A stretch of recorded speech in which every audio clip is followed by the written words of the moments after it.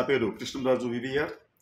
భారత ప్రధానమంత్రి నరేంద్ర మోడీ గారు ఈ నెల మార్చి 17న చిలకలూరిపేట వద్ద ఎన్డీఏ కూటమి నిర్వహించిన ప్రజాగర్జన సభలో పాల్గొన్నారు. ఆ సభలో అనేక లోపాలు చాలా స్పష్టంగా కనిపించాయి. వీటిలో ప్రధానమైనవి సభా నిర్వహణలో లోపాలే. అయితే ఈ సభా నిర్వహణలో లోపాలకు సంబంధించి విమర్శలు వెల్లువెత్తడంతో ఈ కూటమిలోని పార్టీలు, ప్రధానంగా తెలుగుదేశం, జనసేన పార్టీలు ఒక కొత్త పల్లవిని ఎత్తుకున్నాయి. అవి ఏంటంటే, సాక్షాత్తు ప్రధానమంత్రి పాల్గొనే సభలో భద్రతా వైఫల్యం చాలా కొట్టొచ్చినట్టుగా కనిపిస్తోంది, రాష్ట్ర పోలీస్ యంత్రాంగం ఈ సభను భగ్నం చేయడానికి ప్రయత్నించింది అనే ఆరోపణలు చేస్తూ దీనికి సంబంధించి రాష్ట్ర డీజీపీ గారిని కూడా సస్పెండ్ చేయాలని చెబుతూ ఎన్నికల సంఘానికి ఫిర్యాదు కూడా చేసింది. అయితే ఈ చిలకలూరిపేట సభలో జరిగింది భద్రతా వైఫల్యమా, సభా నిర్వహణలో జరిగిన వైఫల్యమా అని ఒక్కసారి పరిశీలిస్తే నిజానికి అక్కడ భద్రతా వైఫల్యం అనేది పెద్దగా లేదు, కొంత మాత్రమే ఉంది. అది కూడా మనం చర్చించుకుందాం. ఎక్కడా కూడా ప్రధానమంత్రి గారి భద్రతకు సంబంధించి కానీ, లేకపోతే సభా నిర్వహణలో ఏర్పాట్లు కానీ ఈ పోలీసు యంత్రాంగ వైఫల్యం అనేది లేదు. నిజానికి ఈ సమావేశానికి వారం రోజుల ముందే మీకు ఈ అడ్వాన్స్డ్ సెక్యూరిటీ లైజన్ మీటింగ్ అని చెప్పి జరిగింది. ఈ సమావేశానికి ఢిల్లీ నుంచి స్పెషల్ సెక్యూరిటీ గ్రూపుకు చెందిన ఉన్నతాధికారులు ఆంధ్రప్రదేశ్ వచ్చారు.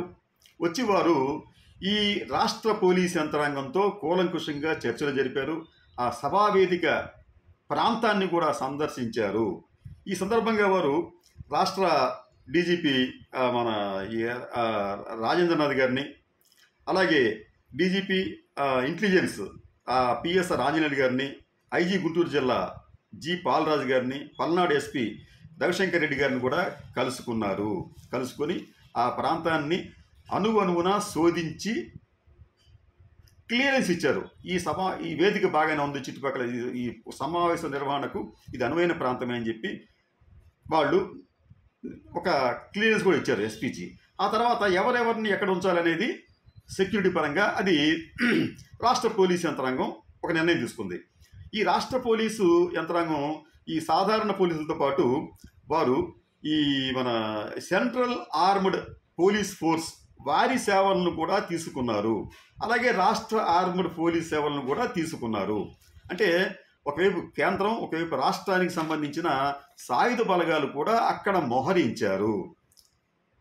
అయితే ఈ సమావేశంలో ఎక్కడా కూడా తొక్కిసలాటలు అనేవి జరగలేదు, గందరగోళం లేదు, ఎక్కడ వరకు బాగానే జరిగిందని చెప్పి మనం భావించాలి సెక్యూరిటీ పరంగా. అయితే ఒక్క ల్యాప్స్ ఏంటంటే, అది మోడీ గారు ప్రసంగానికి ముందు నుంచే ఆ సభా ప్రాంగణంలో నిర్మించిన మైకుల కోసం నిర్మించిన టవర్ల మీద అనేక మంది కార్యకర్తలు ఎక్కి నిలబడ్డారు. నిజానికి వారు ఈ సభ ప్రారంభానికి ముందు నుంచే అక్కడ వాళ్ళు తిష్ట వేసినప్పటికీ వారిని దిగవలసిందిగా ఎవరూ చెప్పలేదు. అంటే పోలీస్ యంత్రాంగం చెప్పలేదు. మరోవైపు ఈ సభను నిర్వహిస్తున్న తెలుగుదేశం పార్టీ, జనసేన, బీజేపీ నాయకులు కూడా వారిని వారించలేదు, దిగమని చెప్పి ఎటువంటి ప్రకటన చేయలేదు. అయితే చివరికి ప్రధానమంత్రి గారే స్వయంగా దానిని చూసి ఇట్లా చేస్తే మీ ప్రాణాలకు హాని కలుగుతుందని చెప్పి ఆయన ప్రకటించి వారందరినీ దిగవలసిందిగా అభ్యర్థించారు. అది ఖచ్చితంగా ఒక వైఫల్యం. అదే ప్రధానికి సంబంధించిన భద్రతకు సంబంధించిన వైఫల్యం కాదు, కానీ సభా నిర్వహణలో ఒక వైఫల్యంగా మనం భావించాలి. దీనికి సంబంధించి పోలీసులను కూడా మనం కొంతవరకు బాధ్యులను చేయాలి. అయితే పోలీసుల్లో కొంతమంది ఏమంటారంటే, మేము వారిని దిగమంటే వారు మా మీద తిరగబడతారు, గందరగోళం చేస్తారు, మేమేం చేయాలి అని చెప్పి అంటారు. అయితే పోలీసులని వారు అలా అన్నప్పటికీ కూడా వారు ముందు ప్రయత్నించాలి, మీరు అది ఎక్కద్దు అని చెప్పి చెప్పాలి. ఒకవేళ వారు దిగకపోతే అదే విషయాన్ని ఆ సభా నిర్వాహకులకు కూడా తెలియజేసి పబ్లిక్ అడ్రస్ సిస్టమ్ ద్వారా వారికి వినతులు పంపించాలి. కానీ అటువంటి ప్రయత్నం అనేది చేయలేదు. ఈ పార్టీలు కూడా చేయలేదు. ఇది ఒక వైఫల్యంగా మనం భావించాలి. అంతకు మించి ప్రధానమంత్రి భద్రత వైఫల్యాలకు సంబంధించి అక్కడ ఎటువంటి బ్రీచ్ ఏమీ జరగలేదు. ఇక్కడ ఒకవేళ నిజంగా ఈ భద్రతా వైఫల్యం ఉంటే దానిని ఎస్పీజీ చూస్తూ ఊరుకోదండి. ఎక్కడైనా వైఫల్యం ఉంటే వారు వెంటనే రాష్ట్ర పోలీస్ యంత్రాంగానికి ఆ ప్రాంతంలో కొంచెం అలజడిగా ఉంది, వారు తోసుకొస్తున్నారు అని చెప్పి వారికి సమాచారం పంపిస్తారు. అటువంటి సమాచారం కూడా పంపించలేదు. మరో ముఖ్యమైన విషయం ఏంటంటే, ఒకవేళ ఇటువంటి వైఫల్యం ఉంటే ఎస్పీజీ వారు కేంద్ర హోంమంత్రిత్వ శాఖకు ఒక నివేదిక ఇస్తారు. మేము పలానా ప్రాంతంలో మోడీ గారి పర్యటన జరిగినప్పుడు ఇటువంటి బ్రీచెస్ జరిగినాయి భద్రతా పరంగా అని చెప్పి వారు ఒక లెటర్ను పంపిస్తారు. అయితే అటువంటి లెటర్ను పంపించినట్టుగా కూడా ఏమీ లేదు. అంటే ఎస్పీజీ వారు కూడా ఎటువంటి ఫిర్యాదును ఎవరికీ చేయలేదు. అయితే గతంలో మీకు ఇటువంటి సంఘటన జరిగినప్పుడు మీకు గత సంవత్సరం పంజాబ్లో ప్రధానమంత్రి మోడీ గారి కాన్వాయ్ వెళుతుండగా దానికన్నా ముందు కొంతమంది రైతులు ఆయనకు నిరసన చెప్పడానికి ప్రయత్నిస్తున్నారని చెప్పి తెలియటంతో ఆయన కాన్వాయ్ని ఒక ఫ్లైఓవర్ మీద నిలిపివేశారు. అది తీవ్రమైన భద్రతా లోపం. దీనికి సంబంధించి ఎస్పీజీ వారు నివేదిక కేంద్రానికి ఇచ్చారు. అదే సమయంలో సుప్రీంకోర్టు కూడా జోక్యం చేసుకొని దీనికి సంబంధించి విచారణ కూడా చేపట్టి ఈ వైఫల్యాలకు కారణం పలానా పంజాబ్ గవర్నమెంట్ అని చెప్పి కూడా వేరెత్తి చూపించింది. దానికన్నా ముందు పశ్చిమ బెంగాల్లో ఒక సంఘటనలో ఒక భద్రతా వైఫల్యం సంభవించినప్పుడు ఎస్పీజీ వారు ఒక లేఖ పంపితే కేంద్ర హోంమంత్రిత్వ శాఖకి దానిని రాష్ట్ర పోలీస్ యంత్రాంగాన్ని పంపించి వివరణ అడిగారు. అక్కడ కూడా ఈ తప్పు అనేది రాష్ట్ర పోలీసులదే అని చెప్పి తేలటంతో అక్కడ ఒక పోలీసు ఉన్నతాధికారిని కూడా సస్పెండ్ చేశారు. అంటే ఇక్కడ ఏదైనా లోపం జరిగితే మాత్రం ఎస్పీజీ వారు చేష్టలుడికి చూస్తూ ఊరుకోరు. ఎటువంటి లోపం ఉన్నప్పటికీ కూడా అక్కడక్కడ సరిచేసే ప్రయత్నం చేస్తారు. లేకపోతే తర్వాత ఆ లోపాన్ని ఎత్తి చూపించి మరోసారి జరగకుండా చేసే ప్రయత్నం చేస్తారు. ఈ సమావేశానికి వచ్చేటప్పటికి ఎస్పీజీ వారు ఇప్పటి వరకు ఎటువంటి కంప్లైంట్ ఇవ్వలేదు ప్రధానమంత్రి మోడీ గారి భద్రతకు సంబంధించి. ఇక సభా నిర్వహణలో లోపాలు, ఈ లోపాలకు సంబంధించి కూడా మనం ఒకసారి గమనించాలి. సభను నిర్వహించడంలో ఈ మూడు పార్టీల కూటమి అట్టర్ ఫ్లాప్ అయింది. దీంట్లో ఎటువంటి సందేహం లేదు. నిజానికి ఈ ఈ ఈ సభలో హాజరైన వారంతా కూడా బారికేడ్స్ను తోసుకొచ్చి మైక్ సెట్స్ ఎక్కడ ఉన్నాయో అక్కడ దాకా వచ్చేసారు. వాళ్ళు మైక్ సెట్ల మీద కూడా పడ్డారు. ఫలితంగా మైక్ సెట్లు మొరాయించాయి. ఆ విషయాన్ని నిర్వాహకులు ముందుగానే గమనించి ఉండాలి. అసలు ఆ బ్రీచ్ కాకుండానే వాళ్ళు ఏర్పాట్లు చేసుకుని ఉండాలి.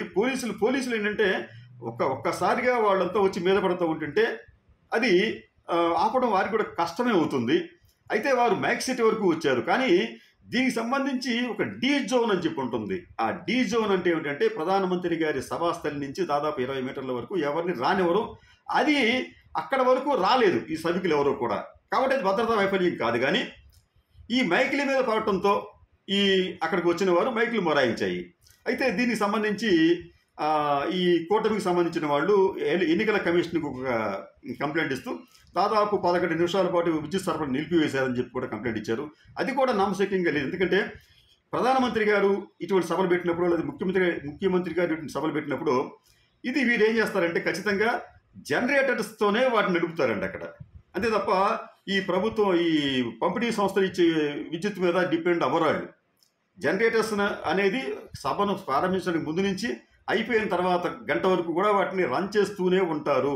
ఎందుకంటే ఈ విద్యుత్ సరఫరాలో ఎటువంటి అంతరాయం కలగకుండా ఉండటానికి. కాబట్టి అక్కడ అటువంటి ప్రయత్నం జరిగి ఖచ్చితంగా ఉంటుంది. కాబట్టి ఏంటంటే ఈ నెపాన్ని ఈ రాష్ట్ర ప్రభుత్వం మీద నెట్టివేయటం అనేది అంత భావ్యంగా కనిపించడం లేదు. మూడోది, ప్రధానమంత్రి మోడీ గారికి షాల్స్ ఇస్తారు, బుకేస్ ఇస్తారు అని ప్రకటించడం.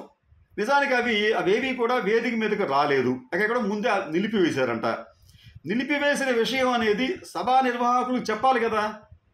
అది చెప్పకుండా ఆ బీజేపీ ఒక సభా నిర్వాహకురాలు ఆవిడ ఇప్పుడు ప్రధానమంత్రి గారికి చంద్రబాబు నాయుడు గారు, పవన్ కళ్యాణ్ గారు షాల్ ఇచ్చి సన్మానిస్తారని చెప్తే పాప ఆయన అమాయకంగా లేచి నుంచున్నాడు. ఆయనతో అందరూ నుంచున్నారు. కానీ అక్కడేమో ఆయన సన్మానించడానికి షాల్స్ లేవు, బుకేస్ లేవు అక్కడ. అయితే ఇది ఒక నిర్మాణ లోపం. అది అవన్నీ కూడా సెక్యూరిటీ క్లియరెన్స్ లేదని చెప్పి ఆ స్టేజ్ మీద ఆ కార్యక్రమాన్ని నిర్వహించే వారికి తెలియజేయాలి. వారు తెలియజేయలేదు. అయితే వారు ఏమంటారంటే ఇటుకే సెక్యూరిటీ క్లియరెన్స్ ఇవ్వలేదని చెప్పినప్పుడు, అయితే ఇదే పురంధేశ్వరి గారి చేతిలో ఒక విగ్రహం ఉంది, దేవుడి విగ్రహం ఉంది, మరి దాన్ని ఎలా అనుమతించారు? దానిని ప్రధానమంత్రి మోడీ గారికి ఇచ్చారు. అంటే కొన్నిటికి అనుమతించి కొన్నిటికి అనుమతించలేదు అంటే దానికి కారణాలు ఏమేమి ఉంటాయి వాళ్ళు గమనించుకోవాలి. అంటే వారు సెక్యూరిటీ క్లియరెన్స్ ఇవ్వలేదంటే బహుశా వాళ్ళు తెచ్చిన విగ్రహాలు లేకపోతే వాళ్ళు ఇచ్చిన దండల విషయంలో కూడా కొన్నిసార్లు ఎస్పీజీ వాళ్ళు లోపలికి అలౌ చేయనివ్వరు. కొన్ని సందర్భాల్లో అంటే పూర్తిగా క్లియరెన్స్ ఇచ్చినప్పుడు మాత్రం అలౌ చేస్తారు. అది కూడా వాటిని ముందుగానే వారికి అందజేయాలి. వాటిని ఈ సమావేశానికి చాలా ముందుగానే వాటిని అందజేయాలి. బహుశా అటువంటి విషయంలో వారు లాస్ట్ మినిట్లో చివరి నిమిషంలో వాటిని తెచ్చి ఉండవచ్చేమో నన్న అనుమానాలు కలుగుతున్నాయి. ఏది ఏమైనప్పటికీ కూడా ప్రధానమంత్రి మోడీ గారి సమావేశానికి సంబంధించి ఆ నిర్వహణ లోపాలను కప్పిపుచ్చే ప్రయత్నంలో విమర్శలు తట్టుకోలేక ఈ కూటమి భద్రతా వైఫల్యాలను ఎత్తి చూపిస్తూ లేని భద్రతా వైఫల్యాలను ఎత్తి చూపిస్తూ ప్రజల దృష్టిని మళ్లించే ప్రయత్నం చేస్తుందేమో అని అనిపిస్తోంది. నమస్కారం.